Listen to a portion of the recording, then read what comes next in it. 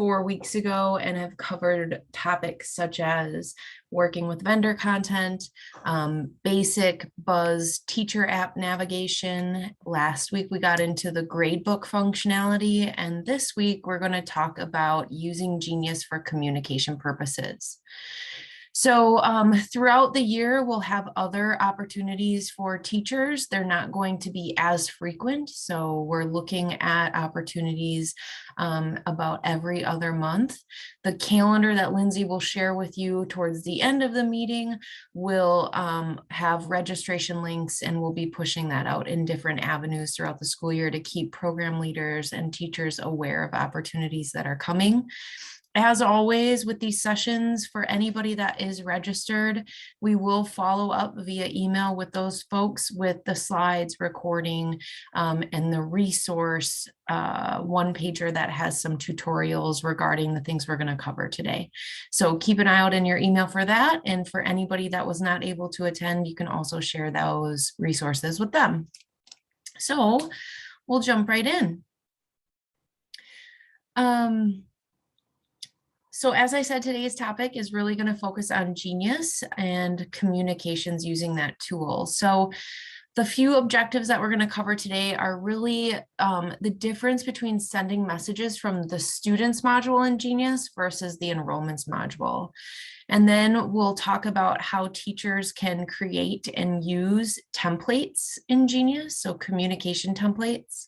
And then we're also going to review how you can log communications that occur outside of Genius to create visibility for everybody that has kind of access to that student profile to see the different types of communications that the student has received.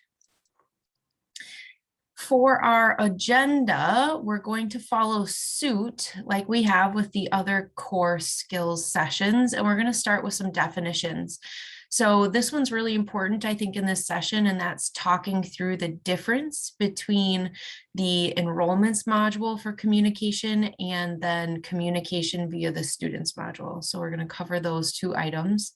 For the skill demonstration, again, we're going to cover how teachers can create templates for some of those common communications or repeat communications that get sent out to students to make that a little bit more efficient.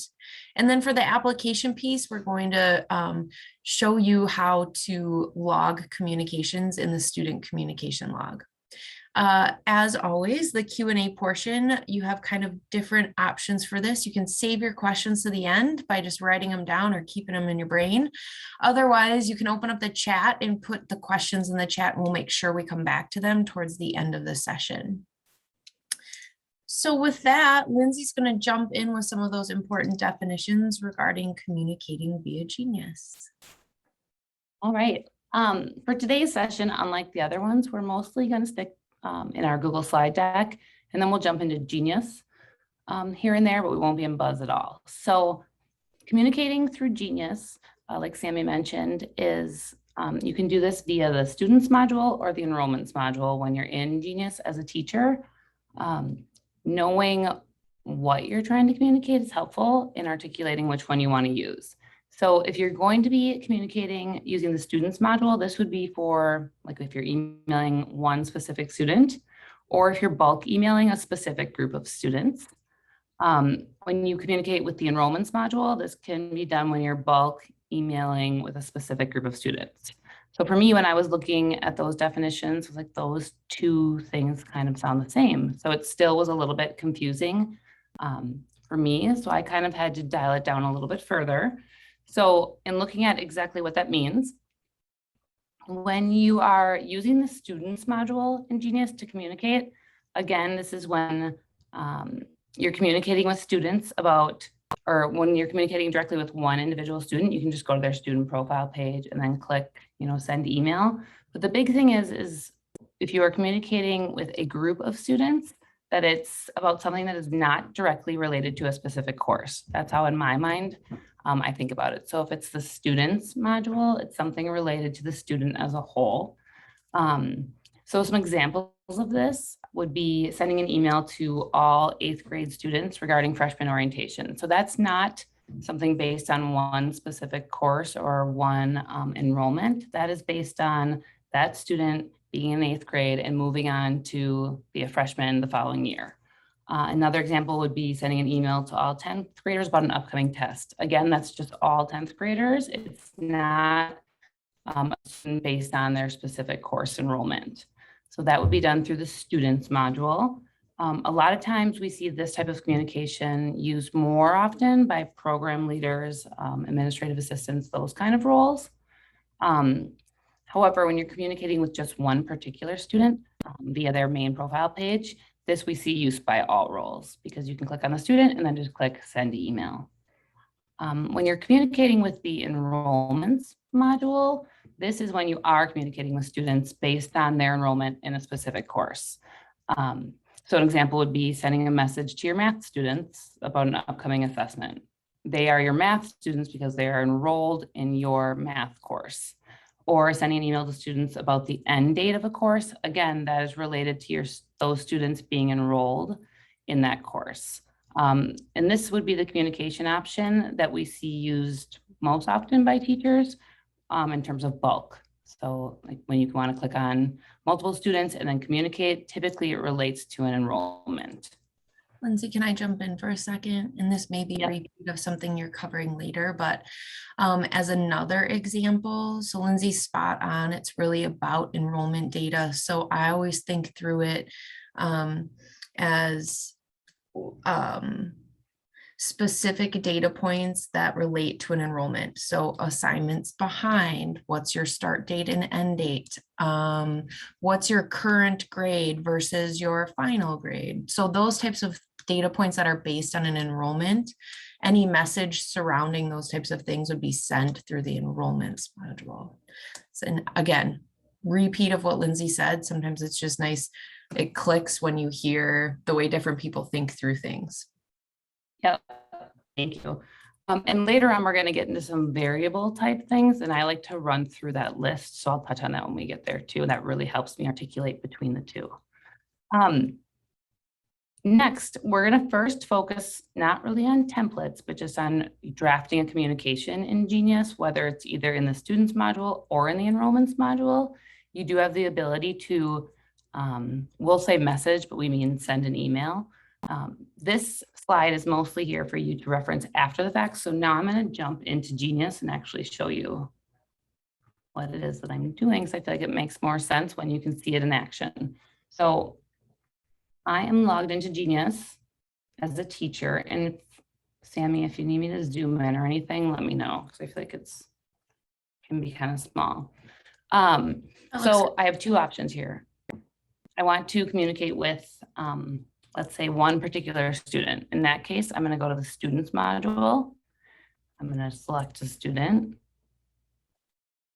And then if I scroll down, I can see in the left menu all the way at the bottom, there's just the option to send an email. So just like if you were in your regular email, you're going to see, this template we're going to cover in just a second. So I'm not going to show that quite yet, but then you're going to see like any other email, you're going to have a subject. You can copy it to other recipients if they're not included down here.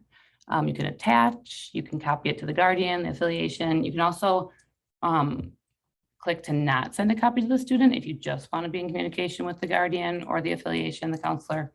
Then you would just draft your email content down here and click save.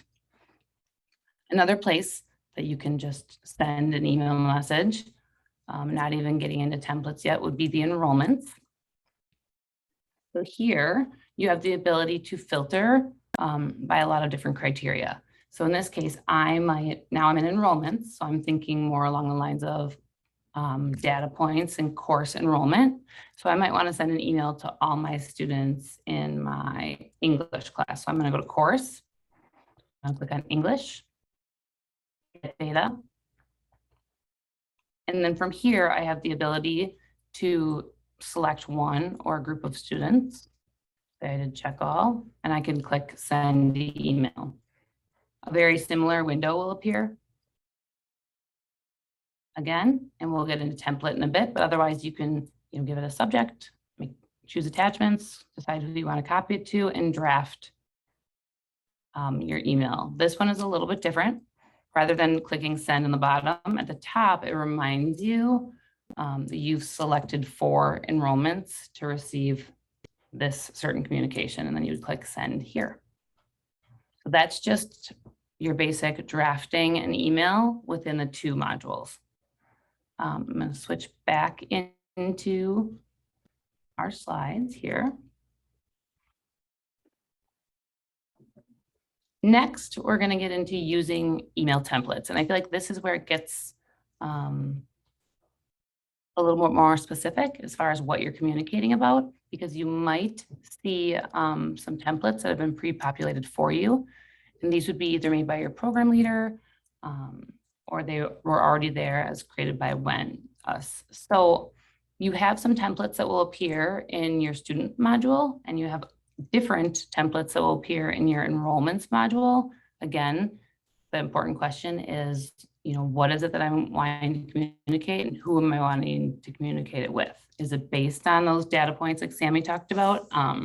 Assignments behind end of class date, those types of things, or is it based on something that has to do more with the student and not with an enrollment? Upcoming freshman orientation, seniors getting a message about prom, whatever it might be.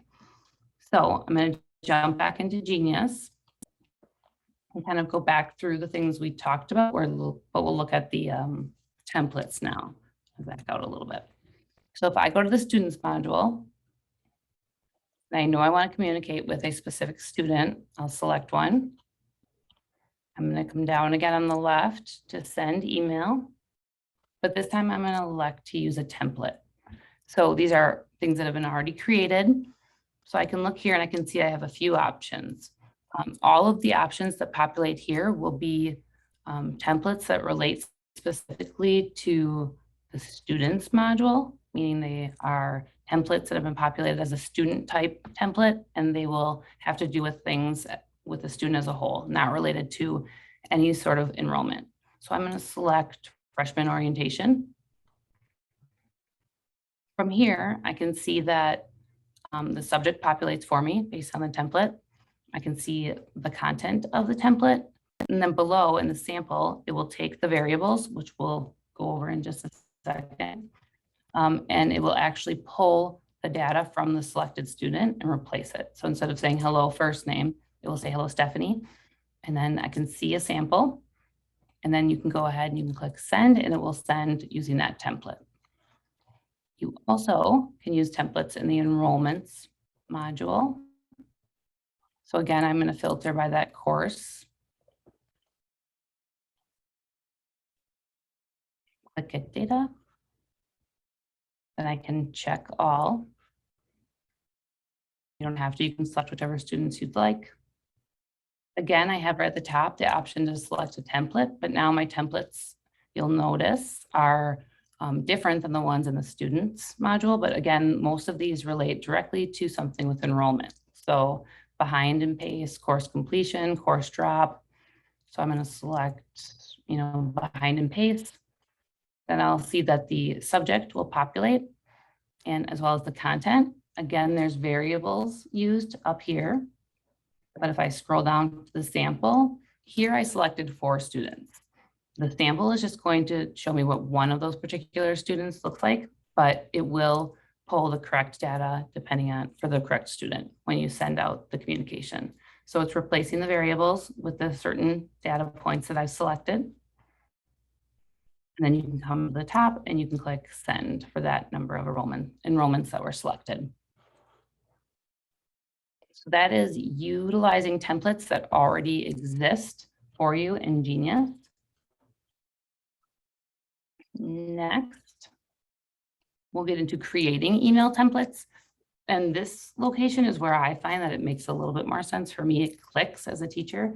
When you're creating templates, you can see all of your templates in one spot, and then it articulates which types they are, so you can kind of understand the difference. So to see any templates or to create any templates on your own, you would go to the teachers module. So not the students module, not the enrollments module, the teacher module, and you'll click on your name, templates, and then add new. And we're going to jump into this in just a second on how to do this, but I wanted you to have that information. So rather than walk you through here, let's do this in Genius. So if I'm in Genius as a teacher, I would click on teachers, my demo teacher's name. And then right over here on the left, you can see templates. Click there. And here you'll see any templates that you've already created. So I can see that for my demo teacher, I have 2. And then I can also select add template. So I'm going to do that. Here, I can determine if I want to do a students template or an enrollments template. So it depends on what you're communicating about. If I wanted to communicate again about like a freshman orientation or prom or something that related more to the student as a whole and not specifically to an enrollment, I would select a students type template. You'd have to name it, give it a subject and a description. If you plan to use the template, you'll want the status to be active. And then you can compose your message down below. So you might say, hi. And then the nice part about templates is that you can insert variables for personalization. So when I've selected a student type template, the variables I have relate to the student directly. So their first name, last name, your user signature, and basically just support phone, email. There's not a whole lot of variables for the student template. So I might say, hi, first name, last name. And then I could compose my message about freshman orientation and so on. And then you could always end it with your signature. When you're done, if you don't fill out these yellow fields, it's going to tell you that you have to. So just make sure you fill those out and you can click save. I'll do one more example. To create one about an enrollment, same process. So enrollments, this time I'll say it's about math. You would give it a subject, a description, but you'll note that this time you have a lot more variable options. So again, you'll have the student info, so you can keep it personalized, first name, last name, but then you will have enrollment information or variables related to enrollment, pacing, so assignments left, assignments behind, assignments ahead, teacher info, again, related to that, the enrollments, the user signature, so you creating the template, and then attendance info even. So if it's relating to an enrollment, there are a lot of variables that you can use and insert here. Again, when you're done with that, you can go ahead and click save. I have some examples I'm going to show you now, rather than trying to type while you're watching, because that would be time consuming, but I'm going to click on this first one that's already here. You can see that it's an enrollments type. It's an encouragement is the name of it. Subject, awesome work. And then there's a description. Just says to communicate students who are ahead of suggested pacing. So you can see the use of variables here. So it says, hi, first name. It'll say, I noticed that you're on assignment, and then the current assignment from that specific course, which means that you are, and then it'll include the number of assignments ahead. And then at the end, signature. And then when I was done, I clicked save. You can always adjust this, even if I've already made it, I can make adjustments and then save. Lindsay, will you stay on that screen for just a second? Yep. I just wanted to say that, you can stay right there too, doesn't matter. That the difference, because name, subject, and description all kind of are similar. The subject line is the only one that goes out in front of students. So I like to think of the name and the description as for your purposes as a teacher. So your purpose with the name is so that you can easily distinguish it in the drop down where you're going to send it, right? So that you don't have 5 that are labeled encouragement, right? So you can use that. And then the description field is nice. If Lindsay clicks close here, let's say you kind of go hog wild creating templates, and on a yearly basis, you decide you're going to kind of clean them up or review them a little bit. The description here in that column is helpful for you to just know why you used that template in the past, and can make kind of that review a little bit simpler. The other part that I like about this view as a teacher is if I'm communicating with students, let's say, and I'm using an email template, and I know I've created a template and I cannot find it when I'm under the students module. Typically, if I come back here and I look at templates, I'm like, oh, the type is in enrollments so that I know like that's where that template went, and it helps me articulate, okay, this is a communication based on enrollment. This is students. I like that it puts them all in one spot and it makes it easy for me to see the type, and that right there tells me, okay, go to enrollments to use this type of template, go to students to use this template. So that helps me kind of, have a handle on where I'm going to communicate what. So that's kind of like my fail safe. All right, let's go back to the slide. I did include like all the different variable options here, but again, they're in that same location when you're creating a template. All right, moving on. Oh, I kind of here again pointed out that type because I do find that really useful. Next, we're going to move into the student communication log. So every student in Genius has a communication log, and you have two options there. You can view communications that have already occurred, or you can add a communication. Any teacher that has had students knows that you don't just communicate via email. There are times that you call, there are times that you text, there are times that you have in-person conferences, or there are times where you have meetings, about a particular student that you might need to log just for documentation purposes. So to get to the student communication log, I'm going to jump back into Genius. You would go ahead and click on students. Lindsay, while you're doing From there, that- you can select a specific student. Sorry, Sammy. No, it's good. It just looks like your screen's catching up a little bit. Okay. I know that we have a few newer teachers in the room today, so I just wanted to reiterate, when you're talking about the communication log, like the view communication and the add communication area that you're going to, I think one of the things to point out is that when you use Genius for communications, like Lindsay just described the past few minutes from the students module or the enrollments module, it's important to note that they're logged automatically in Genius on the student profile. So it's really nice to know that any type of communication sent via Genius is documented. So anybody, coach, teacher, program leader that has access to that student's profile can view those communications should something pop up. And so it's just kind of a nice feature because you may be saying, why do I want to use Genius to communicate? And that is one reason that we hear most frequently. Awesome. All right, so I'm going to click on the student. And then again, on the left, you'll see, if you scroll down a little bit, there is a section that says communications. So we'll begin with viewing communications. This would be any communication that has been logged, either by something that went out automatically, which is most of these because they look like emails, or if there was a communication that a previous teacher or the program leader had logged. So I'm gonna actually jump out to a different student so you can just see what they look like when there's a different one. I believe here. So typically these will say email because those are automatically logged in Genius, like Sammy just mentioned. But here you can see this one, there's an in-person meeting logged. There's 3 phone calls that were logged. So the ability here to log other types of communication can be really helpful to like a coach or a teacher the following year, like wondering, what were some of the communications with this family the year before, if they're running into any sort of issues or whatever it might be. To view an actual communication, you can click on this paper pencil icon right in front, and then it will open the specific communication. So the date, what kind of communication it was, the different category, the subject, and then typically there'll be a little note, and then that is there for you to view. You can also log communications if you have a meeting with a family or a student. To do that, again, in the communications area, you would click add communication.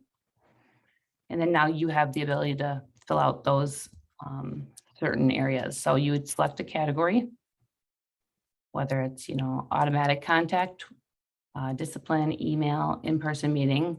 Let's say this was a welcome call. You can give it a subject. So we'll just do test. And then you have the ability to check this box that says confidential. It's important to note that this does not make this communication only visible to you as the teacher. It just is like an indicator that this is a confidential communication. So whoever can see it, whoever can see the student's profile in Genius does have the ability to see it, but it tells them like, keep this communication confidential. It's not something that you'd share with the student like, hey, I can see in your communication log. This is something that they want to remain confidential, but it's not a visibility setting. It doesn't make it so only you can see it.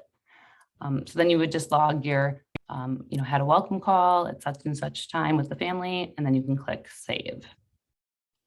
So that's a really nice feature, I think, in Genius, because the nice part about email in general is that you have a record, and this helps you kind of continue that in addition to email. All right. In the slides, I kind of go over that a little bit more just for your reference later on, or for if you're sharing it with anyone who couldn't attend today. That pretty much wraps up our session today. Again, at the end of the slides, we have the link out to the resource that you'll all get in your email because you registered and attended. And then again, we have a link to our When Teacher Offerings calendar, which this is the last of the core series. But we will be offering a complementary skills series, one in November, one in January, one in March, one in May. The topics have been determined, but the dates are still being ironed out. But this is a live document, so we'll continue to update. The recording for today's session will go here, just like all the others, though. Thanks, Lindsay. Yeah. There were a couple questions in the chat that I do want to just address. Mary Tunison asked about the no CC option for enrollments area, and you are correct, Mary, that is due to the bulk nature of those emails. Someone could get just inundated. And then the other question was Janine just surfaced who would have access to the communication log. And Janine, it's anybody that has access to the student profile. Typically is just coaches, teachers, program leaders, registrars. So the back end users, guardians, and students don't see that. It's anyone that has a connection to that student or visibility for that student.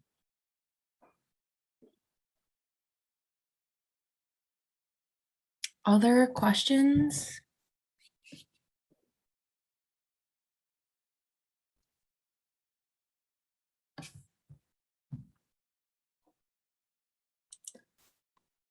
Well, if you don't have other questions, you can feel free to jump out. If you want to stick around and ask something, feel free. We'll stick around for a few minutes.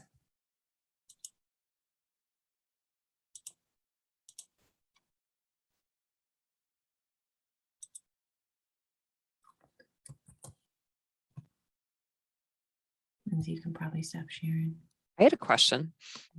Yeah. Hey, Mary. I think we saw there were tags for attendance info. Those were Is that added last year. a new bucket? Okay. Were added last year. We'll have to check those out. We've got some district teachers who are looking for a little bit more communication around those pieces. So yeah, I mean, they're not super widely used. And one thing I would encourage you to make sure is that you understand the data point that it's pulling, because those kind of come from that attendance report that is in Genius, and that can, some of those data points are a little. some are cumulative, yeah, and some are, yep. Okay. Like the date of assignment last graded and assignment submitted can be a little contradictory, but essentially graded. I'd have to look to make sure. One of them is impacted when a teacher actually assigns a grade, right? So like if a student submitted something, but there was a component of it where the teacher needed to grade, the system wouldn't recognize it until the teacher graded it. So like student last login could be 3 days ago, but assignment last graded could be today because the teacher graded it today. Student logged in 3 days ago. So it's just kind of making sure you understand those data points before you just go, Have at it. Yeah, exactly. Okay, we'll definitely check those out. Thank you. You bet. Have a good day. You too. Bye. Lindsay, you're recording.